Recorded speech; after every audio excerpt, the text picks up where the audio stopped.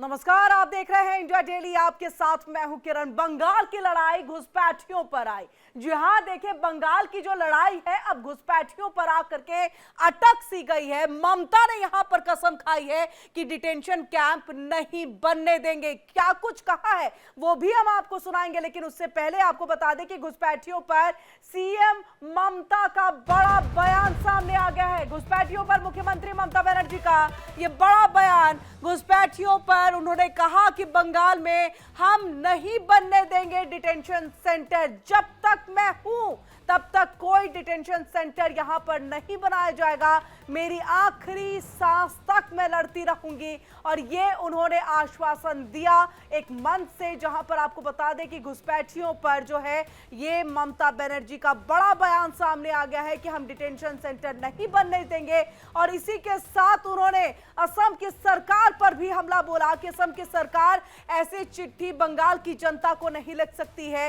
अगर कोई क्रिमिनल है, कोई अपराधी है, तो वो जरूर यहां पर आकर के जो बंगाल की सरकार है उनसे बातचीत करे, स्टेट की गवर्नमेंट से बातचीत करे।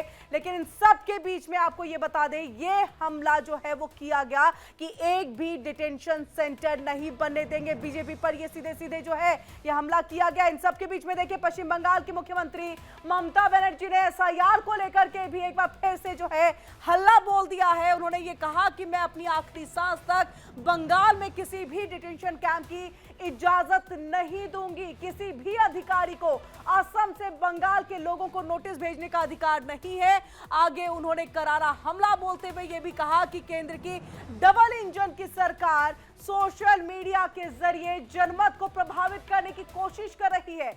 आमतौर पर एसआईआर को पूरा होने में 2 साल लगते हैं, लेकिन अब राजनीतिक फायदे के लिए इसे 2 महीने में ही किया जा रहा है, ये कहा गया ममता बनर्जी की तरफ से। इसी पर हम खास चर्चा करेंगे। तमाम हमारे साथ मेहमान जो है यहाँ पर जुड़ेंगे, उनसे हम बातचीत करेंगे। हमारे साथ यहाँ पर राहुल आनंद जी, नेता बीजेपी के जो है वो कुछ देर के बाद जुड़ेंगे। वो जुड़ चुके हैं हमारे साथ। बहुत बहुत स्वागत है आपका। एहतशामुल हक जी कुछ देर के बाद हमारे साथ जुड़ेंगे, टीएमसी के नेता। मुन्ना हबीब खान भी हमारे साथ जुड़ेंगे, नेता है कांग्रेस के। और इन सबसे हम चर्चा करेंगे, बातचीत करेंगे कि आखिरकार इस तरह के बयान का मतलब क्या निकलता है। राहुल आनंद जी, सबसे पहले आपका रुख करते हुए, ममता बनर्जी ने कहा एक भी डिटेंशन सेंटर नहीं बनने दूंगी। असम की गवर्नमेंट को अधिकार नहीं बनता बंगाल की जनता को चिट्ठी भेजे। अगर कोई क्रिमिनल है तो आप स्टेट की गवर्नमेंट से बात करेंगे, ना कि आप डायरेक्टली आकर के यहां पर कोई कार्रवाई कर सकते हैं। ये तमाम ऐसी कई बातें की हैं उन्होंने।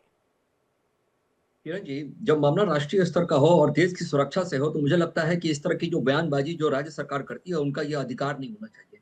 आपको याद होना चाहिए। और ये जो स्वर्गीय विपिन जनरल रावत थे, उन्होंने कहा था कि जब भी कभी देश के अंदर या देश के बाहर कभी लड़ाई हुई तो हमें ढाई मोर्चों पर लड़ना पड़ेगा। आप देख लीजिए ये सारे लोग कौन है जो जिस तरह की उपद्रव फैलाने का प्रयास कर रहे हैं राज्य के अंदर रहते हुए। ये भारत के संविधान की बातें तो करते हैं, लेकिन भारत के संविधान के तहत संवैधानिक संस्थाओं को भी उंगली उठाते हैं और उनके संविधान में रचित वर्णित किया गया अधिकारों से भी वंचित रखने का प्रयास करते हैं। किरण जी, यहाँ एक बात जो ममता बनर्जी जी की जो बौखलाहट जो है जी। वो साफ नजर आ रही है, वो एसआईआर को लेकर है। और इसके पहले इनकी जो बौखलाहट आई है वो कब कब है, कैसे कैसे, मैं आपको बता देना चाहता हूँ कि देखिए अभी आबादी के हिसाब से अगर बात करें पिछले 10 साल में, जब से ममता दीदी की सरकार है तब से, तो लगभग मुर्शिदाबाद में 94% मुस्लिम आबादी बढ़ गई है। अगर बात करें जलपाईगुड़ी में, वहां 82% है। कुछ बिहार में 76% मुसलमानों की आबादी बढ़ गई है। इन सभी को डर इस बात का सताता जा रहा है कि अगर एसआईआर की प्रक्रिया होगी और बांग्लादेश और बंगाल के बॉर्डर पे जो दृश्य देखने को मिल रहा है जिसमें लोग अपने मर्जी से जा रहे हैं, और खास करके वहां पे एक ऐसा वर्ग भी है जो बटा हुआ है और टूटा हुआ है राज्य सरकार के रहमो करम के तहत। जैसे कि वहां पे जो बंगाली मुसलमान है, जो हिंदुस्तानी मुसलमान अपने आप को कहते हैं, उनके हक को भी ये बांग्लादेशी मार जाते हैं। और एक आश्चर्य की बात यह है कि एक मीडिया की रिपोर्ट थी जो सामने आई थी, जिसमें इस बात को कहा गया था कि 4 में से 3 बांग्लादेशी है, एक ही अब वैध रूप से अगर पूछा जाए, जाना जाए तो हिंदुस्तानी मुसलमान है। देखिए 2014 से 2016 में से अगर बात लेकिन कर ले राहुल जी, तो इसमें ममता बनर्जी का और टीएमसी का ये कहना है कि बंगालियों को, जो बंगाल में रहते हैं, बंगला बोलते हैं, उनको बांग्लादेशी करार दे दिया जा रहा है, उनको रोहिंग्या और उनको जो है घुसपैठिया करार दे दिया जा रहा है। ये किया जा रहा है। उन्होंने एग्जाम्पल दिया कि कई सारे ऐसे भी पंजाबी हैं या मुसलमान हैं जो पंजाब और अलग अलग राज्यों में रहते हैं, और यही हमारी देश की खूबसूरती भी है। लेकिन यही बंगाल में देखिए किस तरह से यहाँ पर अब दहशत का माहौल फैलाने की कोशिश जो है बीजेपी कर रही है। किरण जी, विभिन्नता में एकता का परिचय देने वाला जो देश है वो भारत है, और भारत की राष्ट्रीयता और उसकी अखंडता पे कोई सवाल हम नहीं उठा रहे हैं। हम सवाल उठा रहे हैं कि जो दृश्य देखने को मिल रहे हैं बंगाल के बॉर्डर पे, बांग्लादेश के नजदीक, वो क्या है? उस पे ममता दीदी क्यों नहीं कुछ प्रकाश डालने का काम करती है? दूसरी बात मैं बताऊं कि जब हमारा संविधान for the people, by the people और ऑफ द पीपल की बात करता है, तो फिर इस तरह की जो बड़बोलापन जो ममता दीदी जो दिखाने का प्रयास कर रही है वो क्या है? मैं आपको कुछ पॉइंट्स में बताना चाहूंगा कि ममता दीदी की बौखलाहट की असली वजह क्या है। देखिए, जब भी बंगाल के अंदर कभी भी कोई हिंसा होती है, आमतौर पे हिंसा का दौरा करने जब मुख्यमंत्री जाता है, तो क्या वो रेड कारपेट बिछाया जाता है? ममता दीदी ने तो बंगाल में रेड कारपेट से अपना स्वागत तक करवाया है। मैं आपको 10 पॉइंट में बताऊंगा कि ममता दीदी कब-कब विरोध की है केंद्र सरकार का। 2014 से 16 की बात अगर कर ले, तो सीबीआई, ईडी और शारदा जो चिट फंड की बात करती थी, उसके विरोध उन्होंने किया। दूसरी बात, 2017 से 2016-17 की बात की तो नोटबंदी का उन्होंने प्रखर विरोध किया था। 2017 से 18 की बात करें तो जीएसटी लागू करने पे उन्होंने विवाद छेड़ दिया था। 2019 की बात अगर करें तो नागरिकता संशोधन कानून सीएए और एनआरसी को लेकर उन्होंने प्रखरता के साथ विरोध किया था। पांचवी बात करें 2020 में जब लॉकडाउन हुआ था तो प्रवासी मजदूरों के मुद्दे पर केंद्र से टकराव करने पे वो उतारू हो गई थी। छठी बात करें, बंगाल चुनाव और पोस्ट पोल हिंसा विवाद में उनकी जो अम, धारा थी वो बिल्कुल प्रमुख थी। साथ ही बात करें कि मुख्य सचिव अलापन बंदोपाध्याय के प्रकरण का, कोई मुख्यमंत्री मुख्य सचिव के समर्थन में जाकर सड़क पर कैसे उतर सकता है? ये इसका परिचय ममता दीदी ने दिया था। तो यानी 2008 ये की आपका बात कहना है कि ममता बनर्जी केंद्र के हर फैसले के अगेंस्ट में है, उसका जी, समर्थन नहीं मैं करती और कभी भी उसको लागू करने के जो पक्ष में है वो नहीं रहती है। किरण जी, मैं 3 पॉइंट और उसमें जोड़ूंगा, जी इससे और स्थिति बेहतर हो जाएगी। 2022-23 में जब एक केंद्र सरकार ने एक कानून लाया था कि बीएसएफ की सीमा क्षेत्र की जो सीमा थी उसको बढ़ाने का प्रस्ताव लाया गया था, उसका सबसे ज्यादा विरोध किसने किया था? ममता दीदी ने किया था। क्यों किया था? क्योंकि इनको डर था कि जो अवैध रूप से जो प्रवासी यानी कि जो बांग्लादेशी घुसपैठे हमारे देश के अंदर है उनको निकाला जाएगा। उनका वोट बैंक का मुख्य बिंदु, केंद्र बिंदु ही है, वही लोग हैं। लगभग लगभग 1 करोड़ लोगों के नाम कटने की आशंका पे ही ममता दीदी की बौखलाहट और बेचैनी नजर आ रही है। तभी तो कह रही है कि डिटेंशन सेंटर नहीं बनने देंगे। हम्म राष्ट्रीय मुद्दा पे और राष्ट्रीय ठीक सुरक्षा पे अगर कोई राज्य सरकार इस तरह का परिचय दे तो इसको क्या कहा जा सकता है? ठीक है, इसका जवाब ले लेते हैं। तशामुल हक जी हमारे साथ जुड़ चुके हैं, टीएमसी के नेता हैं। स्वागत है सर आपका।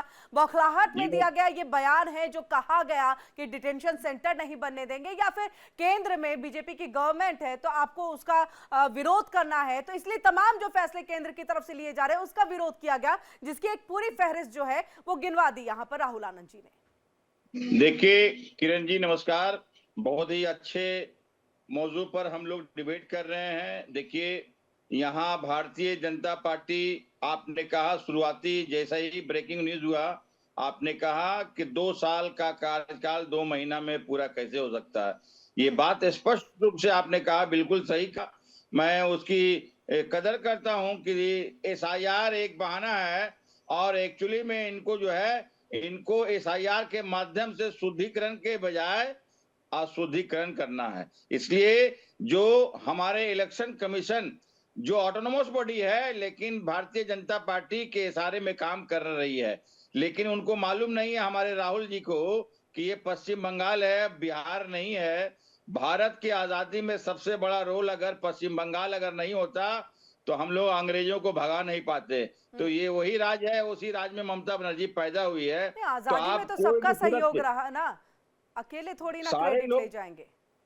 नहीं, बंगाल के लोग, मैं बंगाल के लोग कह रहे हैं, बंगाल के लोग, बंगाल के लोग। तो यहाँ पे आप जो है एसआईआर के बहाने हमारा अशुद्धिकरण करेंगे तो हम लोग किसी भी कीमत पर, हमारे जो भी लीगल वोटर है उनका नाम नहीं कटना चाहिए। जो भी अगर अनलीगल अगर है उसका अगर कटता हमें कोई तो परवाह नहीं है। एहतशामुल हक जो जी, वैध इसी के वोटर है, लिए तो ये प्रोसेस लाया गया ना, मैं आ रहा हूँ, मैं आ रहा हूँ एनआरसी, किरण उसके जी, बाद आपका ये एसआईआर। मैं किरण जी, मैं आ रहा हूं उसी पहलू पे जो आप बात रखे हैं। इन्होंने कहा कि 4 मुसलमान बांग्ला बोलने वाले में 3 बांग्लादेशी होंगे। हमें अफसोस होता है कि बांग्लादेश एक मुस्लिम कंट्री है, मुस्लिम वहां से हिंदू वहां से यहाँ क्यों आएंगे? बांग्लादेश से 1971 के बाद यहाँ हिंदू आए हैं, मुसलमान बांग्लादेशी यहाँ नहीं मिलेगा आपको। क्यों मिलेगा यहाँ सर बांग्लादेशी? यही तो गलती आप लोग कर जाते हैं। मैं चाहूंगी राहुल आनंद जी इसमें बोलेंगे, लेकिन मैं यहाँ पर एक चीज आपको एहतशाम जी, हिंदू मुस्लिम हो या फिर मुस्लिम बांग्लादेशी हो, इससे फर्क नहीं पड़ रहा है। पड़ रहा है वो दूसरे देश के हैं और वो हमारे देश के संसाधनों का उपयोग कर रहे हैं, जिस पर केवल भारत के नागरिकों का अधिकार है। हमारे यहाँ बीजेपी के जो सामने बैठे हुए नेता हैं, उन्होंने कहा 4 मुस्लिम का एग्जाम दिए हैं, इसलिए मैं उनको एग्जाम के रिप्लाई दे रहा हूँ। किरण जी, क्या ये सच नहीं है कि 2006 में ममता दीदी ने एक पंच लोकसभा स्पीकर के समकक्ष फाड़ कर फेंका था और विरोध जताया था, इस बात को लेकर प्रतिकार किया था कि बांग्लादेशी घुसपैठियों को हमारे राज्य के अंदर सीपीआई एमएल बसा रही है, जिसके वजह से वो राजनीति कर रही है, और उसी विचारधारा पे ममता दीदी बढ़ गई आगे। क्या ये सच नहीं है? अगर ये सच नहीं है तो फिर ये जो दृश्य देखने को मिल रहा है राष्ट्रीय समाचार में, वो क्या है कि लोग जो छोड़कर जा रहे हैं बंगाल को, वो क्या दिखाया जा रहा है? तीसरी बात अगर मैं बताऊं आपको, जो मैंने एक आंकड़े दिए, मुर्शिदाबाद की बात की, जलपाईगुड़ी की बात की, कुछ बिहार की बात की, वहां जो अप्रत्याशित तौर से जो आबादी बढ़ी है वो क्या है। साथ ही साथ अगर ये हमारे टीएमसी के नेता एक अच्छी बात कह रहे थे, वो ये कह रहे थे कि 2 साल का कार्यकाल को आप इतने जल्दी कैसे कर सकते हैं। तो बिहार ने क्या उदाहरण दिया है? अरे बिहार भी तो वो धरती रही है जहां से विश्व को ज्ञान दिया जाता था, तब की भूमि रही है जहां से महात्मा गांधी ने अपने चंपारण सत्याग्रह आंदोलन की शुरुआत की थी, और जो वंदे मातरम जहां से देश की आजादी की नींव रखी गई थी और प्रभात फेरी की जाती थी, उसका तो नाम लेने से आज वंदे मातरम पर कंट्रोवर्सी करने का काम कर रही है ममता दीदी जी। कहां कुछ बोल पा रही है? जो 2 स्टैंजा को बदलने का बात किया था, कहिए कि वो गलत था। और ये जो राष्ट्रीय सुरक्षा से जो खिलवाड़ करने का जो काम किया जा रहा है, जिसमें आप इस बात को कह रहे हैं कि डिटेक्शन सेंटर नहीं बनने देंगे, क्या आपको अधिकार है डिटेक्शन सेंटर नहीं बनने देने का? ठीक है, आपको अधिकार इसका है? जवाब एहतशाम जी देंगे। हमारे साथ यहाँ पर संविधान मुन्ना के हबीब तहत खान आपको जी भी अधिकार जुड़ मिला चुके हैं, कांग्रेस के नेता है। बहुत बहुत स्वागत है हमारी इस चर्चा में आपका। सर एहतशाम जी, इसका जवाब दीजिए आप कि क्या डिटेंशन सेंटर नहीं बनने देने का अधिकार है, ये कहने का अधिकार है, क्योंकि ये केंद्र का भी मैटर हो जाता है।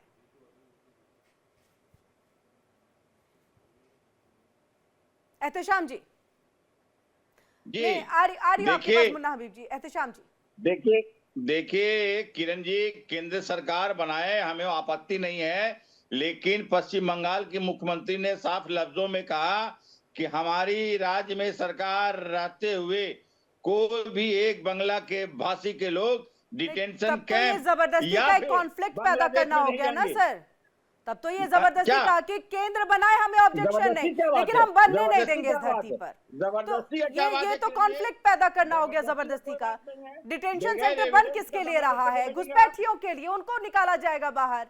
अरे घुसपैठिया जब साबित होंगे तब ना, 65 लाख होने तो दीजिए ना, प्रक्रिया तो होने दीजिए ना सर। एनआरसी का, सीए का, हर चीज का विरोध करिएगा तो प्रक्रिया होगी कैसे? और होगी नहीं तो चिन्हित कैसे होंगे? किरण जी, विरोध करने का मेरा फंडामेंटल राइट है, ये हमारा संविधान दिया है। तो हर चीज में विरोध करिएगा तो सरकार कैसे, केंद्र सरकार कैसे काम करेगी सर? केंद्र सरकार कैसे काम करेगी? जबरदस्ती करेंगे तो मैं करने दूंगा केंद्र सरकार को। यहाँ हमारी राज्य सरकार है, और यहाँ बगैर जो बंगाली है, जो अवैध है, उसको नहीं आप करेंगे। तो जो सर लीगल है, एक मुझे बात, मैं आपके पास लौटूंगी। हमारे पास यहाँ पर ममता बनर्जी का बयान भी सामने आ गया, क्या कुछ उन्होंने कहा वो सुनाते हैं, उसके बाद मुन्ना हबीब जी आपके पास आती हूँ मैं। আর আমি রাজবংশী কামতাপুরী যারা ভাই বোনেরা আছেন বা নৌশক শেঠ যারা আছেন, যারা সংখ্যালঘু, তপশিলীয়, আদিবাসীও, নমশূদ্ররাও, যাদের উপর অত্যাচারটা বেশি হচ্ছে, তাদের বলবো চিন্তা করবেন না। বাংলায় ডিটেনশন ক্যাম্প আমি থাকতে আমি কোনোদিনই করতে দেবো না। তার কারণ হচ্ছে আমরা চাই মানুষ তার মর্যাদা নিয়ে, তার সম্মান নিয়ে বাঁচুক। আর আসাম গভর্নমেন্টের কোনো অধিকার নেই বাংলার লোককে চিঠি পাঠানো, কোনো ক্ষমতা নেই। আর পুলিশকেও আমার বলা থাকলো অন্য রাজ্য থেকে এসে যেন আমার রাজ্যের লোককে গ্রেপ্তার করে নিয়ে যেতে না পারে, এটা আপনাদের দায়িত্ব দেখার। কোনো ক্রিমিনালকে কেউ অ্যারেস্ট করতে আসলে স্টেট গভর্নমেন্টের সাথে কথা বলুন। আমরা ক্রিমিনালদের নিশ্চয়ই অ্যালাউ করবো না, কিন্তু সাধারণ মানুষের ক্রিমিনাল এক নয়। तो यहाँ पर सुना ममता बनर्जी का जो उन्होंने कहा कि किस तरह से आश्वासन दिया डिटेंशन सेंटर नहीं बनने देंगे और जो अत्याचार हो रहा है उसके लिए उन्होंने एक आश्वासन दिया कि इन सबको हम ठीक करेंगे। और असम, मैं चाहूंगी राहुल जी इस पे, मैं आ रही हूं मुन्ना हबीब जी, राहुल जी इस पे असम की गवर्नमेंट चिट्ठी क्यों लिख रही है बंगाल के इसको लोगों को? देखिए, हमारे देश का जो संविधान है वो निश्चित रूप से कह सकता है और बताता है कि आपको आपके अधिकार क्या है। लेकिन अगर जब आपकी राज्य सरकार, आपकी पड़ोसी अगर बहरी हो और एक ही तरह की राजनीति करने का काम करती हो और उनको बचाने का प्रयास किया हो, प्रत्यक्ष रूप से जो प्रमाण उपलब्ध है पब्लिक डोमेन में, तो उससे आप उम्मीद ही क्या लगा सकते हैं? तो डायरेक्ट अगर चिट्ठी नहीं, भेजा तो जाता है तो ये ये काम तो तो देश गृह के अंदर मंत्री आप कर कहीं भी सकते भेजो, हैं कोई ना, दूसरे ये देश केंद्र में की तो नहीं तरफ से भेजा जा होना रहा है। चाहिए ना राहुल जी, ये तो केंद्र की अ, तरफ से दे- होना चाहिए। एक स्टेट देखिए, दूसरे स्टेट के लोगों को, वहां की गवर्नमेंट लोगों को चिट्ठी क्यों लिखेगी? आप स्टेट टू स्टेट गवर्नमेंट से बातचीत होगी ना। देखिए, अगर अगर जब दूसरे राज्य के लोग आपके राज्य में आके उपद्रव फैला हम्म। दे और आप जब कंप्लेन करने जाती हैं कहीं भी और आपका जो सुनने वाला हो वो बहरा बैठा हो, तो फिर इस स्थिति में आप क्या करिएगा? उनको डायरेक्ट कॉल करेंगे हम। हम्म। और देश एक ठीक राज्य से है, दूसरे राज्य की बात है, ठीक है, इसी एक का देश से जवाब दूसरे देश की लेंगे बात थोड़ी कि है। ममता बनर्जी हमारे सुनती नहीं है। मुन्ना हबीब जी, वाकई आप ही के पास आ रही हूं, मैं माफी चाहूंगी ब्लेड से आई आपके पास में। मुन्ना हबीब जी, ये डिटेंशन सेंटर बनने नहीं दें क्योंकि केंद्र में आपकी सरकार रही है और स्टेट में किस तरह से काम होता है और सेंट्रल लेवल पे क्या काम होना चाहिए बखूबी आप लोग जो है इस बात को समझते हैं। क्या डिटेंशन सेंटर नहीं बनने देना एक तरह से कॉन्फ्लिक्ट को पैदा करना नहीं हो गया है? नहीं नहीं, बिल्कुल कॉन्फ्लिक्ट को पैदा नहीं करना। जिस राजनीति से, जिस मानसिकता से भारतीय जनता पार्टी काम कर रही है, मैं समझता हूँ उचित निर्णय है ममता बनर्जी का कि वाकई डिटेंशन सेंटर नहीं बनने देना चाहिए। आज बंगाल में चिट्ठी लिखने की आसाम को क्या जरूरत पड़ी? आज हेमंत बिस्वा शर्मा को क्या आफत पड़ गई कि जो बंगाल में चिट्ठी लिख रहे हैं? वो पहले वो अपने राज्य को संभाले। उसके राज्य में जिस तरीके से दंगे भड़क रहे, जिस तरीके की मानसिकता, जिसे जैसे उनके शब्द है, उनके बोल है, सीधे तौर पर ये आज माना जा रहा लेकिन है आसाम कि में तो कहीं ना कहीं एनआरसी देश हो के गया ना प्रधानमंत्री ने आसाम में तो एनआरसी हो गया ना, जो घुसपैठियों को लेकर के मुद्दा है वो तो ठीक हो गया ना, मतलब एनआरसी उन्होंने कर दिया, इसीलिए वहां पर चुनाव आयोग एसआईआर नहीं कर रही है अभी। लेकिन वही जब एसआईआर यहाँ हो, बंगाल में हो, तो फिर दिक्कत किस बात की है? होने दीजिए, एनआरसी का विरोध है। चलिए, आसाम की सरकार ने गवर्नमेंट लिखा, चिट्ठी लिखी, माफ कीजिएगा, लेकिन केंद्र भी कोई स्टेप उठाए तो उसका भी ऑब्जेक्शन होता है, उसको लेकर के भी विरोध प्रदर्शन करती है ममता बनर्जी। नहीं नहीं, किरण जी, ममता बनर्जी राइट विरोध करती है और वाजिब है, जायज भी है। क्यों? क्योंकि देश के प्रधानमंत्री ने हेमंत बिस्वा शर्मा को उत्तर का प्रधानमंत्री बना रखा है। एक बात। दूसरी बात मैं कह रहा हूँ, बार बार घुसपैठियों की बात आती है तो बीजेपी के नेता हमारी डिबेट में बैठे हैं, पहले ये बेशर्म ये बताए कि सर, झारखंड शब्दों में का ध्यान रखिए सर। मुद्दा उठा। सर नहीं, झारखंड में घुसपैठियों का मुद्दा उठा, कितने घुसपैठिया है? बिहार में घुसपैठियों का मुद्दा उठा, कितने घुसपैठिया है? जिस तरीके से घुसपैठियों की बात चुनाव में होती है और चुनाव के बाद वो घुसपैठिया का नामो निशान नहीं होता, उन शब्द का इस्तेमाल भारतीय जनता पार्टी नहीं कहती और न भारतीय जनता पार्टी भारत के जनता के, भारत के मुन्ना जनता हबीब के जी, लोगों को मैं ये नहीं बता राहुल पा रही आनंद कि जी, मैं कितने चाहूंगी आपकी घुसपैठिए एंट्री हो, निकले। लेकिन मुन्ना हबीब जी, बंगाल में तो इस बात से दो राय नहीं है ना, बॉर्डर एरिया पूरा है सटा हुआ बांग्लादेश का, वहां से आना भी आसान है, तस्वीरें भी हम दिखा रहे हैं, अब तो भाग भी रहे हैं सब, और नेपाल के रास्ते भी आते हैं बिहार के अंदर में। किरण जी, अगर बंगाल में घुसपैठिए आए तो 11 साल से लगातार केंद्र में भारतीय जनता पार्टी की सरकार दिया है ना इसका और जवाब भी, बॉर्डर मैं का चाहूंगी 50 संसद में जो किलोमीटर का जवाब दायरा, गृह मंत्री ने दिया, राहुल जी 50 वो भी किलोमीटर बताइएगा का मुन्ना दायरा हबीब जी को, और केंद्र अपनी बात सरकार में रखिए। आ रहा है, तो घुसपैठिए कैसे आ जा रहे हैं, मैं ये पूछना चाह रहा हूँ। इसका जवाब दिया है गृह मंत्री ने संसद में। राहुल आनंद जी, देखिए, एक किरण जी, हमारे यहाँ एक कहावत है कि अदगत गगरी छलकत जाए, और जो लातों के भूत होते हैं वो बातों से नहीं मानते हैं। जो हमारे विपक्ष के जो साथी हैं लगभग इसी का परिचय दे रहे हैं। इनके हिसाब से तो देखिए, जो होटल ताज पे भी जब आक्रमण हुआ था वो भी सही नहीं था। उस समय तो वो भटका हुआ अफजल था, भटका हुआ एक नवयुवक था। इस वक्त जहाँ इस देश की बेटी हो जाती है जो आतंकवादी गतिविधियों में शामिल होती है, ये क्या बात पढ़ाएंगे हमें? ये क्या बात पढ़ाएंगे हमें? लेकिन यहाँ जहां तक सवाल उठता है संवैधानिक संस्थाओं का और संवैधानिक तरीके से करने का, तो मुझे एक बात बता दीजिए, क्या इस संविधान ने इजाजत दे रखा है ममता बनर्जी को कि केंद्र की चीजों को रोक सकती है? क्या इस संविधान ने इजाजत दे रखा है ममता जी को कि केंद्र की योजनाओं को क्रियान्वयन करने से वो रोक सकती हैं? क्या संविधान ने इजाजत दे रखा है? अगर दे रखा है तो वो सही अपने जगह पे, और आप ही के जैसे लोगों के द्वारा इस देश को गुलाम बनाने की मानसिकता में ढकेल दिया गया था। एक बात और बता दूं किरण जी इनको, जो इनसे नहीं हो पाया वो भारतीय जनता पार्टी करेगी और करके रहेगी। और राष्ट्रीय सुरक्षा का जहां तक सवाल उठता है और राष्ट्रीय सुरक्षा से अगर कोई सेंध लगाने का काम करेगा तो हम घर में घुस के मारेंगे। इसका परिचय नरेंद्र मोदी जी ने दे रखा है। और अब नया भारत है, ये आपको संभाल लेना चाहिए और अपनी राजनीतिक जो इच्छा शक्ति है उसमें परिवर्तन कर लेना चाहिए, कामों को करने का निष्पादन कर लेना चाहिए कि कैसे करेंगे आप। एक बात और मैं बता दूं मुन्ना हबीब साहब को कि कांग्रेस आज एमएनसी हो गई है, इसमें कहीं कोई दो मत नहीं है। वो सबसे पहले मुख्य धारा में जाके खड़ी हो जाती है और जितने भी संवैधानिक संस्थाएं उस पर आरोप लगाती है। इनकी सरकार में कैसे प्लेट्स पाकिस्तान पहुंच गए जाली नोट छापने के, और कैसे उत्तर प्रदेश के माध्यम से हमारे देश में आते थे। क्या ये सही नहीं है? क्या ये सही नहीं है कि दुबई में एक ऐसे मंत्री के प्लेन को लैंड करा दिया गया था उनके बेटे के द्वारा, उसमें कुछ हेर फेर करने का प्रयास किया गया था? क्या ये सही नहीं है? कितना मुंह खुलवाइएगा, कितना मुंह खुलवाइएगा? ऐसे ठीक है, तमाम एक-एक चीजें करके हैं जो मैं अपनी आपको बात बता को सकता रखते हूं। हैं। जी ठीक है मुन्ना हबीब जी, ठीक। अंग्रेजों के पेंशन पे पलने वाले लोग हैं। जी, अब मैं चाहूंगी एहतिशाम मुलक जी, आप इस बात का जवाब दीजिए जो बार बार बात हो रही है कि केंद्र की तरफ से अगर चलिए ठीक है घुसपैठिए आ भी गए हैं, चीजें हो भी रही हैं, एसआईआर के माध्यम से अगर उन घुसपैठियों को हटाया भी जा रहा है तो मुझे लग रहा है इसमें खुशी भी होनी चाहिए। और ये बार बार जिक्र कर देना कि जो अल्पसंख्यक है, निषाद है, जो राजवंश के लोग हैं उनके ऊपर अत्याचार हो रहा है, क्या ये एक भय का माहौल पैदा करने की कोशिश नहीं हो रही है? अत्याचार भय का कैसे हो कोई बात- सकता है और भय का कोई दूसरी बात पार्टी नहीं है। कैसे कर सकती है जबकि सरकार आपकी है? देखिए, भय का कोई बात नहीं किरण जी। हाँ। एक्चुअली में बीजेपी जो है अल्पसंख्यक, दलित, पिछड़ा का दुश्मन है। उनको मालूम है कि ये लोग हमें वोट नहीं देते हैं, इनको डराया जाए, इनको धमकाया जाए। बिहार ने तो कुछ और ही जवाब अरे दिया। सुन तो लीजिए आप, अरे सुन तो लीजिए आप हमको बोलने का पूरा नहीं मौका बिल्कुल दीजिए। सर, आप बोलिए, मैं तो बिहार का एक मैं- एग्जाम्पल दे रही हूँ। मुझे देखिए किरण जी, मुझे किसी बात की डर नहीं है, मेरी सरकार को किसी बात का डर नहीं है। लेकिन जो उत्तर प्रदेश में आपने देखा, जो एसआईआर में जो बीएलओ की मौत हुई, उनको जो सुसाइड किए उनको बोला गया है कि किसी भी दलित का नाम नहीं एंट्री होना चाहिए, माइनॉरिटी का नाम नहीं एंट्री होना चाहिए, एससी का नाम नहीं सर होना ये चाहिए। ये SC का प्रूफ नाम- नहीं, ये क्या एहतिशाम जी मैं हो? पूछ रहा ये क्योंकि क्या हो? देखिए आज कोर्ट में इसको लेकर के सुनवाई हुई है ना, मुझे लग रहा है कि इसी को लेके बीएलओ की मौत पे भी ये मुद्दा जो है इस पे सुप्रीम कोर्ट और जो है अपनी बातें कहेंगे। अब जिरह जो है वो चलेगी, तो इसमें आप लोग ये प्रूफ दे रहे हैं ना कि बीएलओ को ये कहा गया है कि एक भी दलितों का नाम इन्वॉल्व नहीं होना चाहिए, इंक्लूड नहीं होना चाहिए। प्रूफ होगा आपके पास, आप तो सबमिट करेंगे इस चीज को? बिल्कुल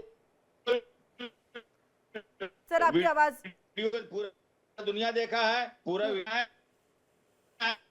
सर मैं आपके पास वापस लौटूंगी, आपकी आवाज नहीं आ पा रही है। ये मैं चाहूंगी राहुल आनंद जी इसको लेकर के आप, ठीक है मुन्ना हबीब जी आपके पास आती हूँ, बताइएगा आप कुछ कहना चाह रहे हैं।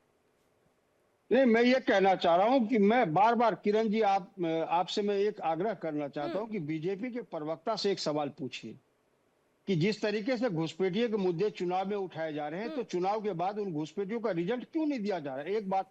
दूसरी बात, घुसपैठिए का अगर मसला है तो कांग्रेस पार्टी ने 93,000 घुसपैठियों को देश से बाहर करने का काम किया, लेकिन हमने सार्वजनिक तौर पे ढोल नगाड़े नहीं बजाए।